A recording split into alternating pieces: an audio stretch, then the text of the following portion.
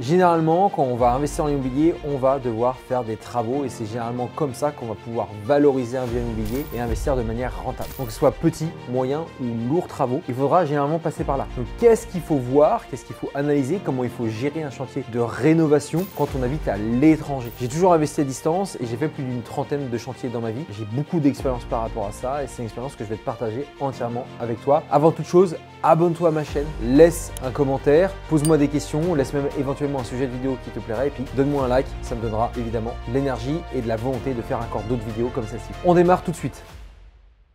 Ce qu'il faut savoir, c'est quand on fait des travaux, avant de faire des travaux, forcément, il faut sélectionner une entreprise. Et avant de sélectionner une entreprise, il faut estimer les travaux. Alors, quand tu vas repérer un bien immobilier, quand tu vas être proche de la signature du compromis, il est impératif qu'avant que tu signes le compromis, tu aies déjà estimé les travaux. Parce que sinon, tu pars à l'aventure et tu n'as aucune connaissance sur le montant des travaux. Alors, c'est pas trop compliqué de le faire en général. C'est tout simplement ce que tu vas dire à l'agent immobilier, c'est que dans le cadre du prêt immobilier, tu as besoin d'avoir un devis pour soutenir ce prêt immobilier-là. Et forcément, ça lui donne une petite carotte, une petite motivation à l'agent immobilier parce que lui, il veut absolument faire la vente. Pour faire la vente, il veut absolument que tu aies ton prêt immobilier. Et donc, finalement, il n'a pas le choix. Et moi, je fais toujours ça, c'est-à-dire qu'à chaque fois, j'obtiens un devis déjà même avant mon offre, parce que l'offre, c'est même avant la signature du compromis. Et comme ça, je peux anticiper et négocier le bien immobilier. Ok, ça, c'est primordial. Bon, maintenant, j'ai beaucoup plus d'expérience dans les travaux, donc parfois, j'ai même pas besoin du devis de l'artisan parce que je sais combien les travaux vont me coûter. Mais ce que je te conseille, avant de faire l'offre, obtiens un devis, comme ça tu seras rassuré, tu pourras même négocier. Une fois que tu as cette offre-là, ça ne veut pas dire que ça va être la société que tu vas sélectionner. Il est impératif avant de sélectionner une société de faire 3 devis. 3 devis parce que tu vas pouvoir comparer les offres. Alors comparer les offres, ça ne se limite pas juste à regarder le prix. Parce que le prix c'est une chose, mais les prestations en sont une autre. Est-ce que le prix final du devis, certes, est supérieur ou inférieur par rapport aux autres devis, mais est-ce qu'ils intègrent les mêmes prestations? Alors dans l'idéal, pour éviter de comparer des devis qui n'ont rien à voir, et donc ton analyse sera totalement incorrecte, c'est de fournir à minima une liste des choses et donc des travaux, des postes que tu dois absolument faire dans ton projet de rénovation. Comme ça, tu vas orienter l'artisan et tu vas lui dire, plutôt que de dire oralement, plutôt que de dire dans un petit texto, oui, je veux tout refaire l'appartement. Non, ça c'est trop vague. En réalité, il faut lui dire, voilà, je veux refaire l'électricité, je veux et potentiellement peindre de couleur ce mur-là, je veux peindre de cette couleur-là ce mur-là, je ne veux pas refaire la salle de bain ou je veux juste changer le vasque. Il est donc impératif que tu indique précisément, de la manière la plus précise, idéalement, ce que tu souhaites absolument faire. Et comme ça, tu envoies cette liste aux 3 artisans. Les 3 artisans sont ainsi clairs entre eux et puis toi, tu pourras juger les devis de manière cohérente. Une fois que tu as ces 3 devis, tu vas pas forcément aller au moins cher. Le moins cher, ça peut être une bonne chose, mais comme on le dit souvent, le moins cher ou le pas cher, en fait,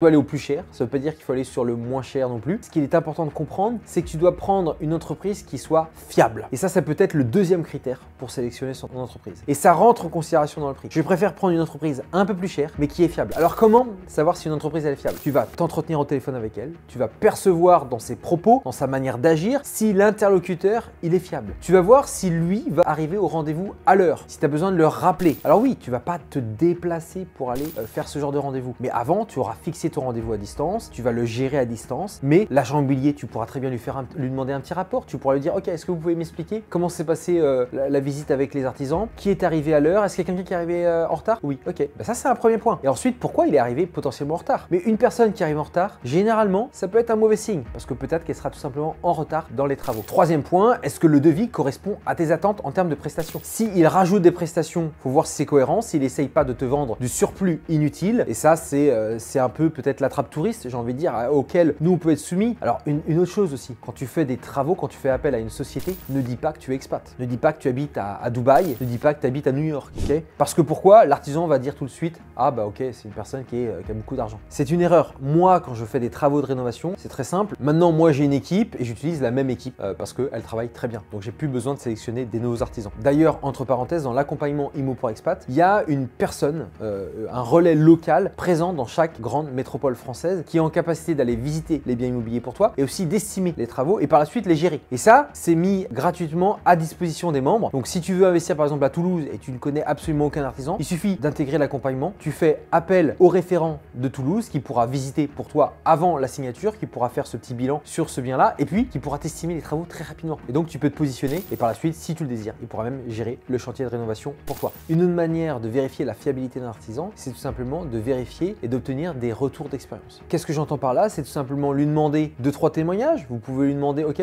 pouvez-vous me donner les coordonnées d'un client ou de 2-3 clients à qui vous avez fait d'autres projets? Alors peut-être qu'il ne voudra pas. À ce moment-là, tu lui indiques tout simplement de te donner des photos, des vidéos de projets récents qu'il a effectués. Et comme ça, tu pourras voir si d'une part la qualité est au rendez-vous, si les prestations sont au rendez-vous et si possible, et si tu as accès à ces personnes-là, aux anciens clients, et si tu as accès à un ou deux autres clients, et bien nécessairement, ça te mettra en confiance. À partir de là, avec toutes ces choses-là, tu pourras sélectionner un artisan compétent. C'est le but forcément de vérifier la fiabilité, c'est le but de vérifier le prix de la prestation et ça c'est primordial. Une fois que tu as sélectionné l'artisan, il est essentiel de passer tout simplement aux travaux. Et pour passer aux travaux, il est essentiel d'anticiper un maximum ce qui va se passer dans le chantier et comment les choses doivent se passer. Alors pour ce faire, ce que tu vas faire tout simplement, c'est faire un plan d'aménagement. Si tu changes l'aménagement de ton bien immobilier, tu vas tout simplement sur Cookie-Casa par exemple, c'est en ligne, c'est un logiciel pour te faire des plans et tu pourras faire les plans toi-même et lui donner ces plans-là pour lui dire ok, je veux tel aménagement. Et comme ça, l'artisan aura une ligne directrice à suivre et il n'y aura pas de surprise sur l'aménagement. Tu peux faire ça également avec un plan électrique. Il faut lui donner un plan électrique si tu changes la disposition du pièce ou évidemment la disposition électrique des prises tout simplement. Une autre chose, il faut lui donner une liste de matériaux. Une liste de matériaux que tu peux toi-même sélectionner, ok, si l'artisan est ok pour que tu achètes en direct ou alors si tu ne passes pas en direct, tu lui demandes tout simplement le catalogue qui te l'envoie par un email et ainsi tu pourras choisir les matériaux que tu souhaites. Et donc ça, il faut choisir les matériaux le plus vite possible parce que très souvent, il y a du retard dans un chantier parce qu'il y a souvent un problème de livraison de matériaux. Il faut savoir que des matériaux, ça prend du temps à être livré. Ça ne se livre pas en une semaine ou 2 semaines, notamment avec une période inflationniste telle qu'on la connaît actuellement, notamment avec une géopolitique un peu compliquée, par exemple la guerre Ukraine, etc. Et même avant, les matériaux, ça prend au moins 1 à 2 mois parfois pour être livré. Déjà, dès que tu as ton financement, tu lui demandes toutes ces choses-là. Ok, comme ça, toi, tu choisis tes matériaux et ça, c'est essentiel. Autre petit tips, tu mets une date butoir d'acte notarié la plus tard possible et tu demandes la disponibilité de l'artisan. En demandant sa disponibilité à l'artisan, forcément, tu règles la date butoir de l'acte notarié en fonction de ça. Et donc, ça veut dire que dès le lendemain de l'acte notarié, tu pourras faire intervenir l'artisan et donc tu ne louperas indirectement aucun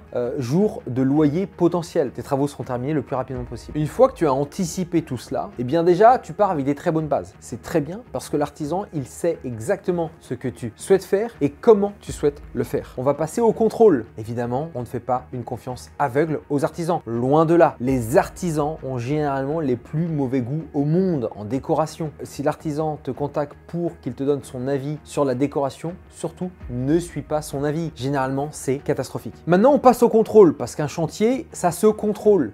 On contrôle la présence, on contrôle l'avancée des travaux et on contrôle la qualité des travaux. Alors, j'irai pas très loin parce qu'il me faudrait beaucoup plus d'heures pour parler entièrement de cela, mais une très bonne manière de suivre un chantier à distance, c'est de faire une réunion à minima hebdomadaire. Donc une réunion par semaine, c'est un minimum. Ce que tu vas faire avec ton artisan, tu vas lui dire tout simplement, par exemple, tous les mercredis, je ne sais pas à quelle heure, à midi, il faut que ça corresponde à ton fuseau horaire, mais admettons, tu fais la réunion avec lui sur le chantier. Il doit être présent, vous faites une vision, il te fait un rapport et puis il t'explique un petit peu ce qu'il a fait dans le chantier. Il peut faire la visio pour te réconforter et pour que tu vois réellement les avancées. N'hésite pas à ce moment-là, lors de la réunion, de lui poser un maximum de questions. Des questions qui le mettront peut-être mal à l'aise, c'est-à-dire, ok, par rapport au timing, comment on est? Ok, tout simplement, est-ce qu'il y a du retard? Parce que je note qu'il y a ça, qu'il y a ça, qu'il y a ça. N'hésite pas aussi à te survendre, c'est-à-dire à montrer que tu en sais beaucoup plus qu'il ne l'est en réalité. Si tu montres que tu t'y connais beaucoup en travaux, même si ce n'est pas vraiment le cas, eh bien, tu vas acquérir une autorité auprès de l'artisan. Quand je dis une autorité, ça ne veut pas dire que tu vas mal lui parler. D'ailleurs, je te déconseille de mal lui parler. Un artisan, il faut se le mettre dans la poche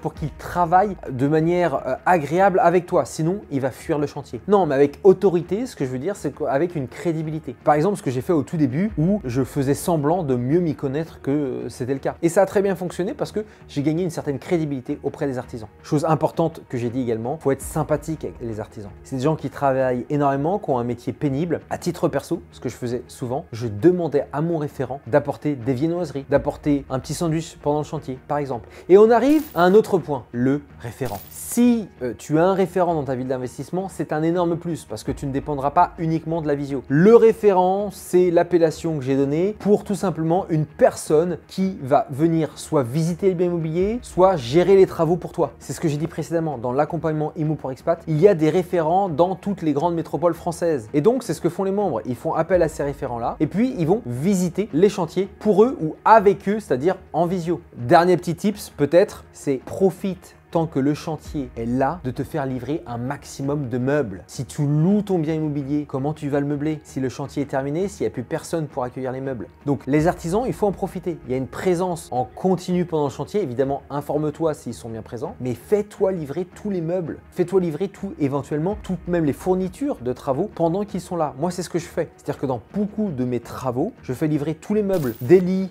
des cuisines, des bureaux, peu importe ce que c'est, des chaises. Et comme ça, eux, les accueillent, ils ont juste à ouvrir la porte, mais ils sont là, ça les dérange pas plus que ça. Ils les mettent dans un coin de la pièce et puis ils continuent le chantier. C'est une aide quand même assez importante plutôt que de déranger un référent juste pour ouvrir une porte, attendre une matinée parce que parfois il faut attendre une matinée pour se faire livrer parce qu'on n'a pas l'heure précise et donc le référent à cause de ça va vite perdre patience. Donc utilise tes artisans à bon escient. J'espère que tu auras apprécié cette vidéo. Désormais, je te conseille vivement de regarder le lien dans la description de la vidéo parce que c'est une masterclass exclusive. Elle est gratuite et elle te permettra de comprendre comment tu peux construire ton patrimoine immobilier en tant que non-résident. C'est essentiel de savoir comment faire les choses quand on est non-résident parce qu'on n'a pas la même situation et on n'a pas les mêmes problématiques. Utilise le lien, regarde la masterclass, dis-moi ce que tu en penses et je te dis à très bientôt dans une nouvelle vidéo.